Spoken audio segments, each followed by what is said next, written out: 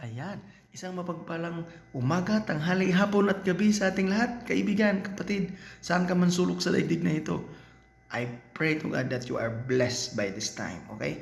Dahil nanonood ka sa channel ko, alam kong pinagpapala ka ng ating Panginoon at hindi aksidente na ikaw ay nariyan ngayon nanonood. Okay? Samahan niyo ako sa sandaling ito, magpuri sa Panginoon at magbubulay-bulay po tayo sa salita ng ating Panginoon.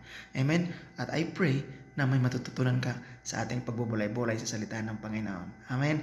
So bago pong lahat, tayo po muna ay mawit sa ating Panginoon ng isang awitin para sa kanyang kalulatian at karangalan. Okay? Sa kanyang kabutihan sa ating buhay. Amen. Hallelujah. Palakpakan natin ating Panginoon. Purihin ka, Lord. Thank you so much, Lord. Hallelujah. Awitan natin ating Panginoon.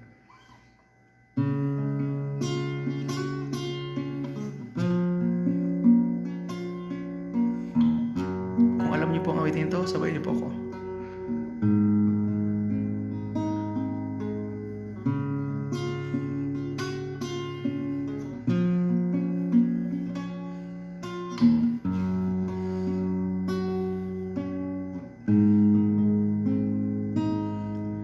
Kay buti mo, Panginoon, dakila ka sa buhay ko, sa labis na pag-ibig mo ay naligtas ako. Hindi man karapat-dapat ay iyong pinatawad at binigyan mo pa ng tinig. Tinuruan mong umawit, kaya ngayon ang puso't isip ko'y iisang sinasambit.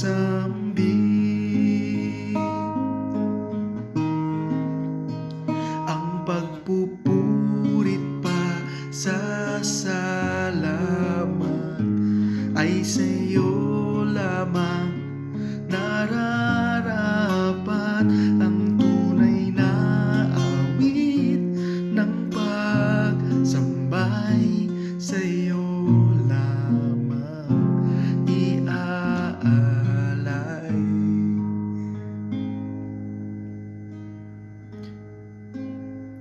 Kay buti mo, Panginoon, dakila ka sa buhay ko, sa labis na pag-ibig mo ay naligtas ako. Hindi man karapat-dapat ay iyong pinatawad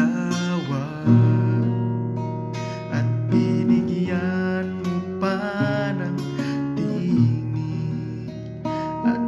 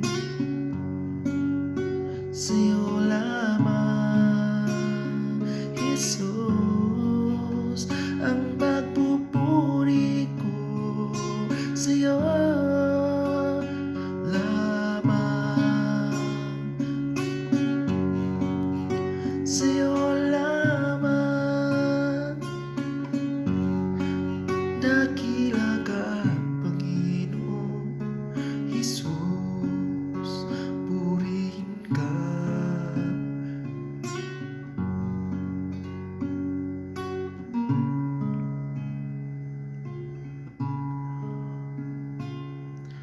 Lord, napakadakila mo, Panginoon. Napakabuti mo, Panginoon, sa buhay namin, Panginoon. Nagpupurit magpasalamat po ako, Panginoon, dahil binigyan mo po kami ngayon ng panibagong lakas, panibagong buhay, at patuloy na pinagpapala, Panginoon, sa kabila ng lahat ng mga nangyayari ngayon sa aming kapaligiran, sa aming mundo, Panginoon.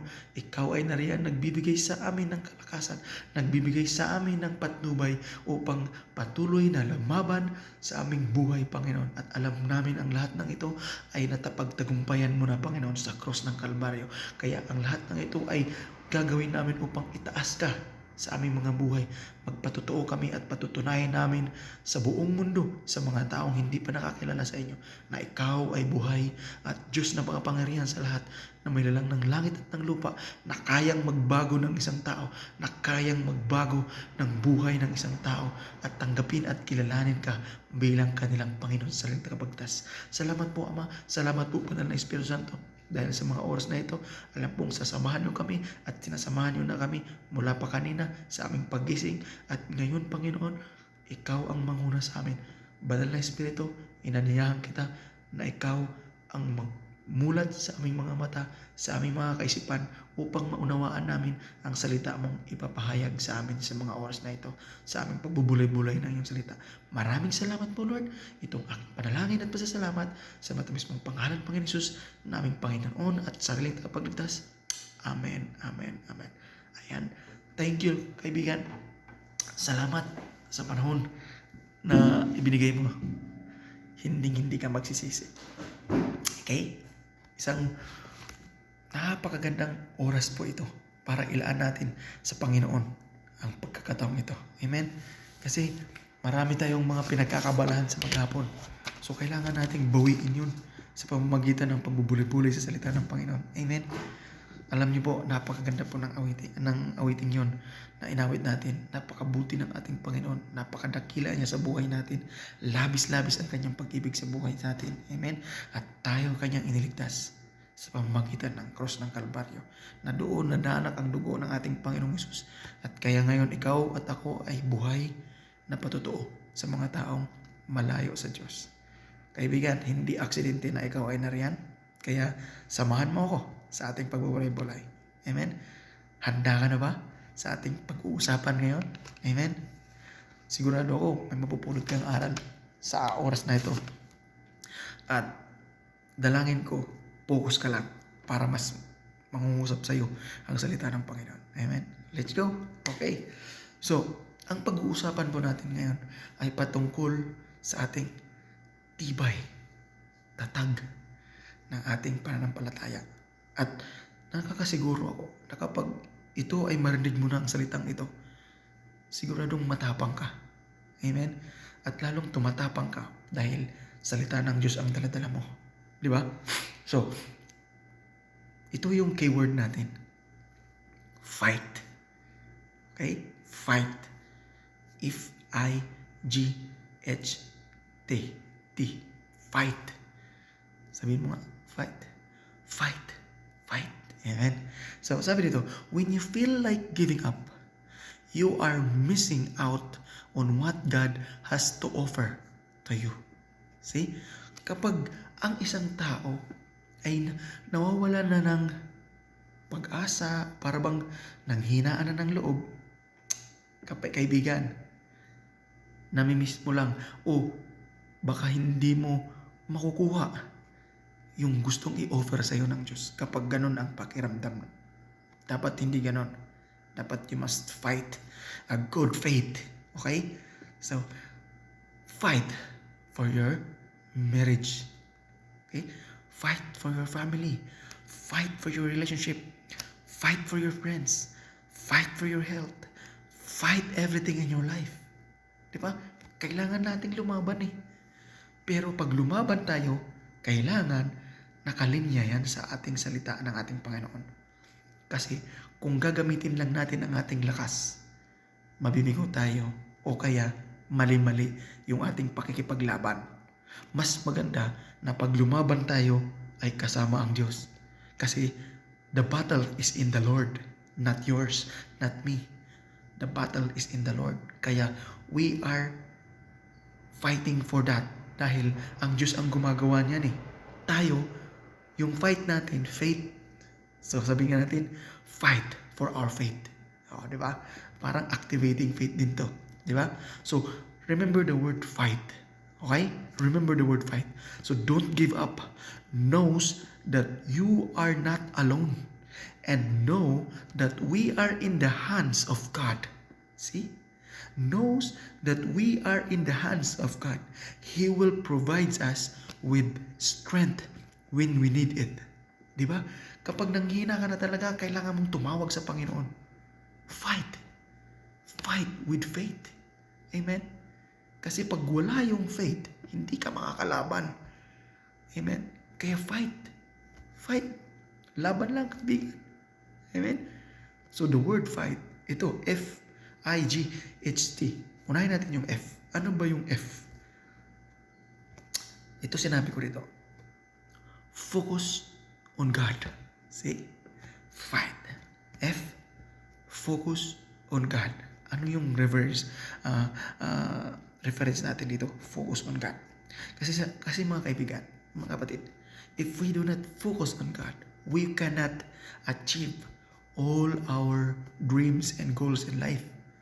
Pati ang pangangailangan ng pamilya natin ay hindi natin magagawa yan pag wala tayong focus sa God. Sabi nga ng Panginoon dito sa Jeremiah chapter 29 verse 11, sabi niya, "For I know the plans I have for you." Jeremiah 29:11, okay?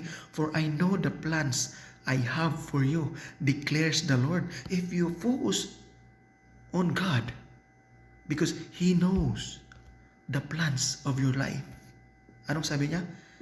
Plans to prosper you. Only God can give you prosperous life. Ito pang sabi niya, not to harm. See? Hindi ka niya pababayaan. Walang mananakit sa'yo. Not to harm you. If you focus on God, God will give you a prosperous life. And no one can harm you.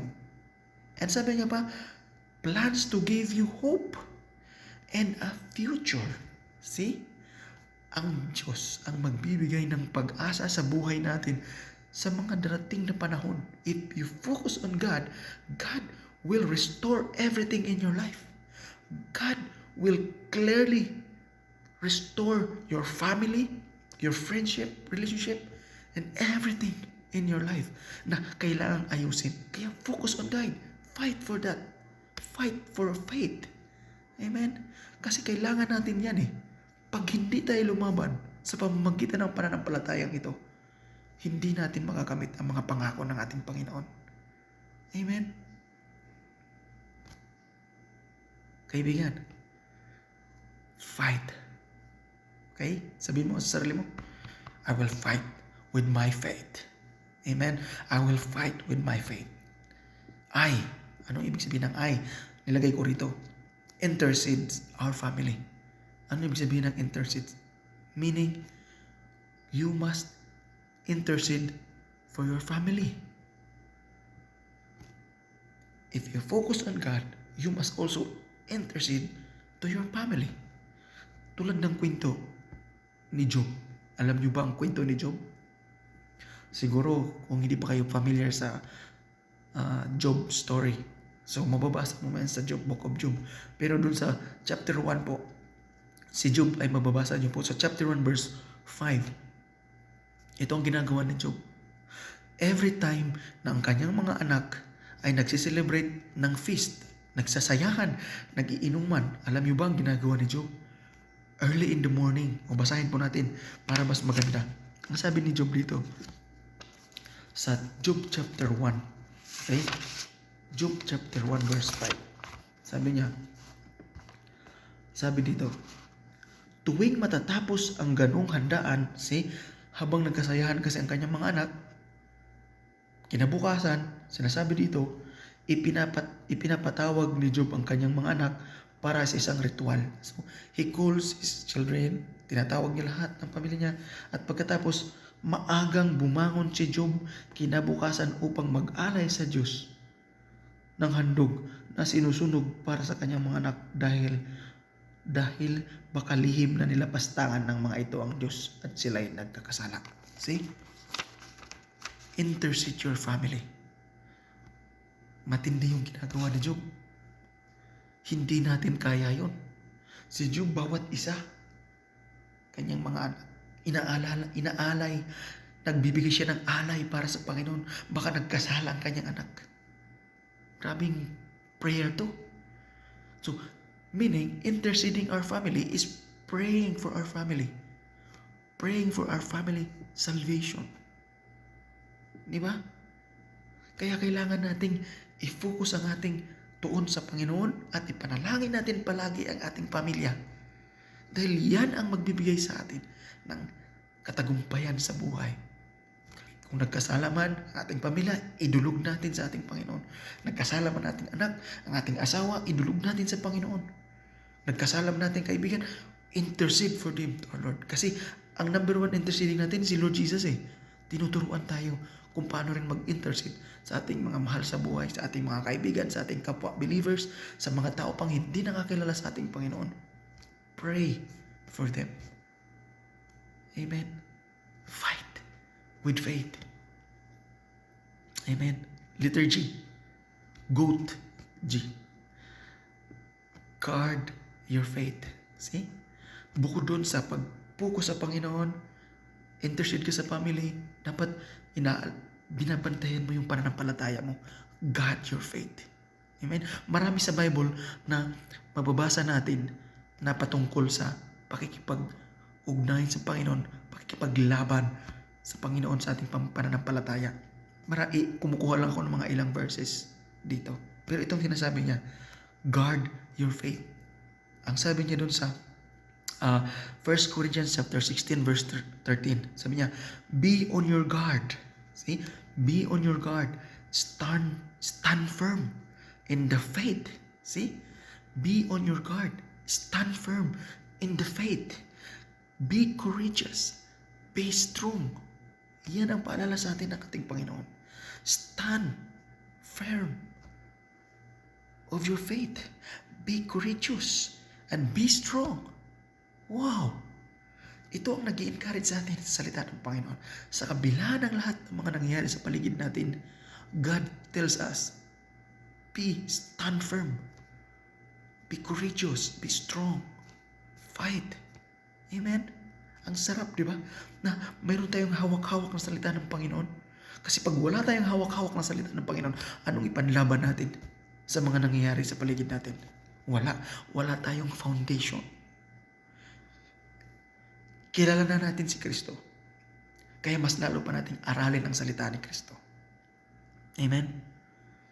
Habang inaaral natin ang salita ni Kristo, lalo tayong lumalalim sa ating pananampalataya, lalo tayong tumatatag sa ating pananampalataya, at hindi na natin namamalayan parang wala na yung mga kaaway, parang hindi na natin sila napapansin.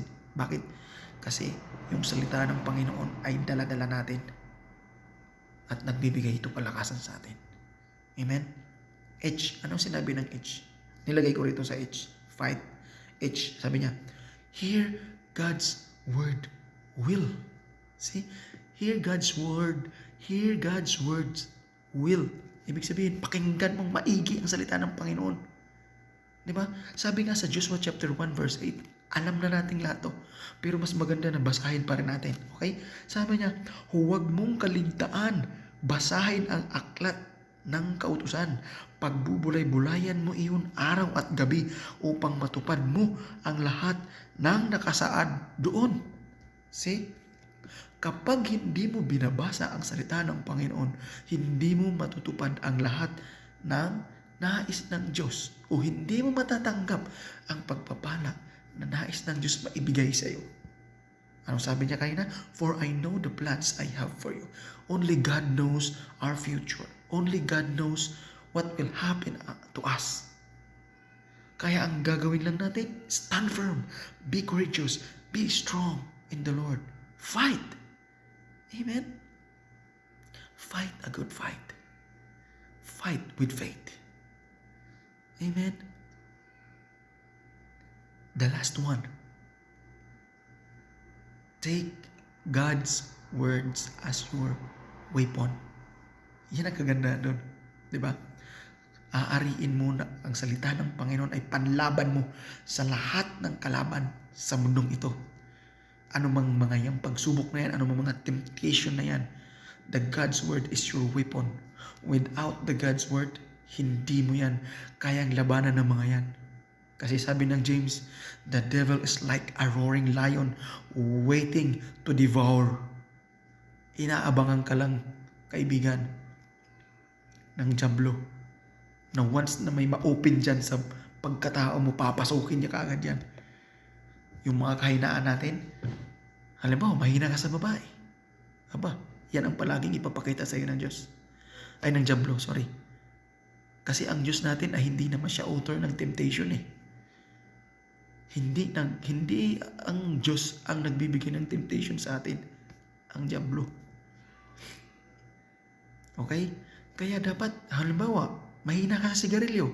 Nako. Mahina ka sa alak. Nako. Mahina ka sa pagmumura, pagsasalita ng mga salitang hindi maganda. Nako, palagi kang makakasalubong ng mga ganyang bagay. Kaya hindi mo pwedeng sabihin malakas ka. Without the Word of God, hindi mo masasabing malakas ka. Kasi ang tunay na malakas, nakaayon sa salita ng Panginoon. Mismo ang dyablo ay alam ang salita ng Panginoon. Ang kaibahan lang ng dyablo at sa tunay na nanampalataya sa ating Panginoong Hesus, ang dyablo kasi knowledge lang at hindi rin niya ina-apply sa kanyang pagkatao. Hindi siya nagsisisi, hindi niya tinatanggap sa puso't isipan niya ang salita ng Diyos. Pero alam niya i-memorize yan. Alam niya lahat yan. Kaya nga yung ating Panginoon, tinim niya rin doon sa disyerto, di ba? Sabi niya, kung ikaw ang anak ng Diyos, gawin mong tinapay ang batong ito. Kasi nakikita kasi ng dyablo, gutom na si Jesus Christ. Birin mo, 40 days ba naman siyang nagpapasting, naglalakad. At ang sabi niya pa, kung ikaw ang anak ng Diyos, tumalon ka nga dyan sa building na yan, sa taloktok ng building na yan. Kung sabi niya ng salita, aalalayan ka ng mga anghel mo. Ang sabi ng Panginoon, huwag mong subukin ng Diyos. Amen? Kapatid, inanyayahan kita. Fight for your faith. Kailangan mo yan. Hear God's words will. Pakinggan mong maigi ang salita ng Panginoon. Amen? Intercedes our family. Intercedes your friends, our friends. Lahat ay dapat nating ipanalangin. Ako, inamin ko, pinapanalangin ko rin yung amo ko.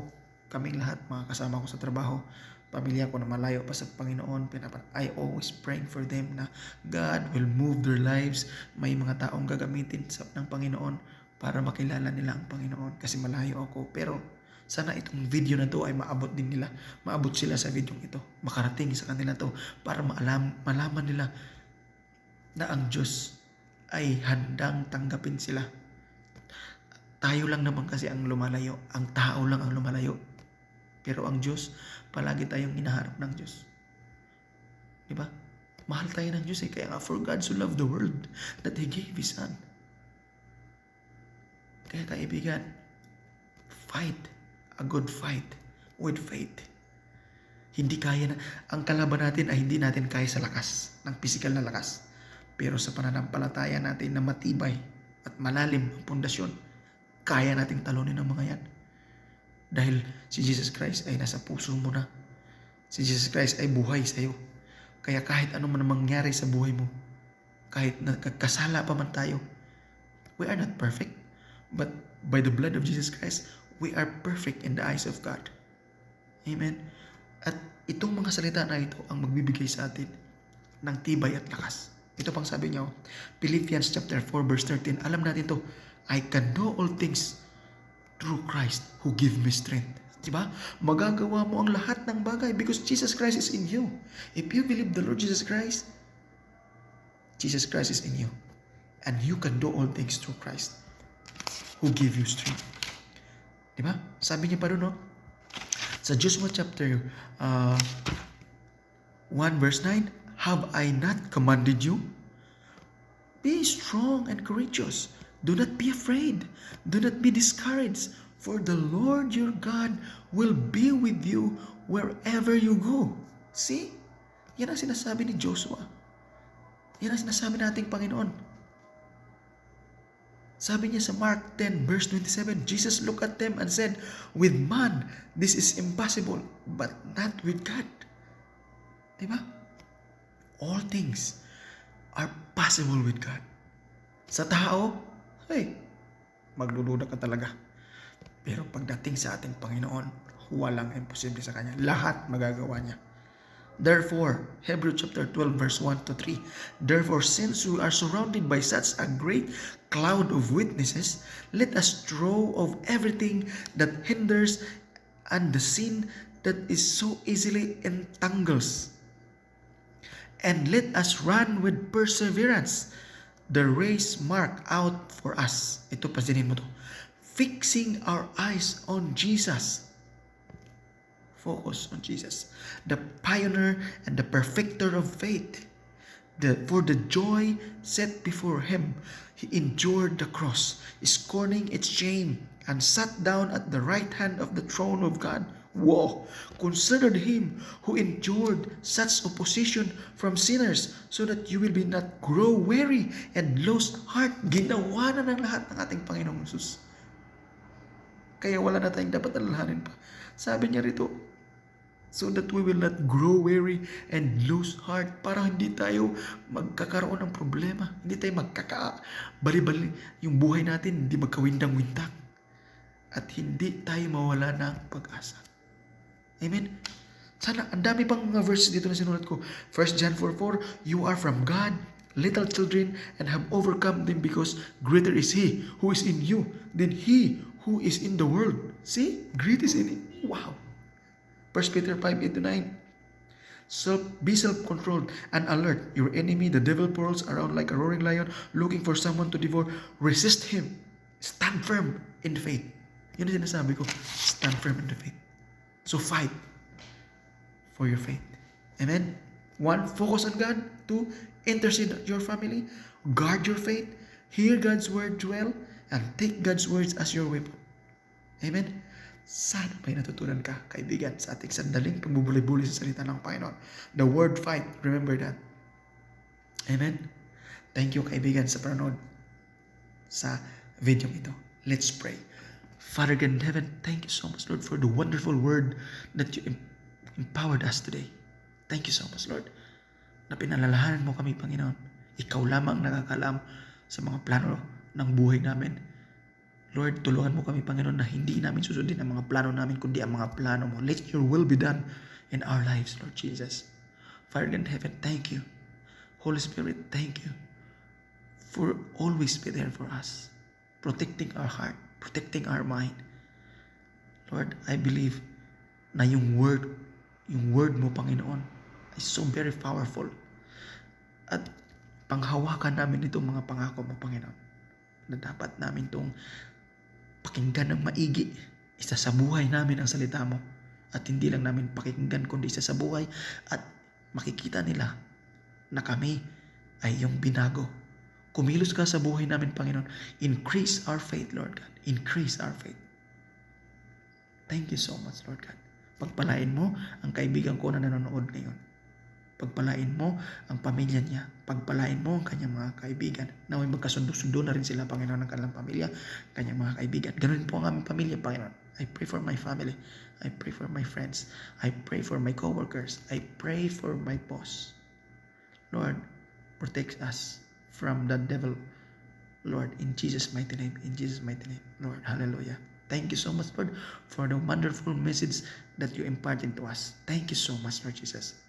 To you are the glory, to you all the glory and honor and praise through your Son, my Lord and Savior Jesus Christ, and by the guide of the Holy Spirit. This is my prayer. Amen and amen and amen. Thank you so much, kaibigan. Sa susunod nating pag-uusap, sana nariyan ka pa rin. Patuloy na makikinig at manonood sa aking mga video. Salamat sa suporta. Salamat sa inyong mga nag-subscribe. Thank you so much. Pagpalain po kayo ng ating Panginoon. Bye-bye. God bless.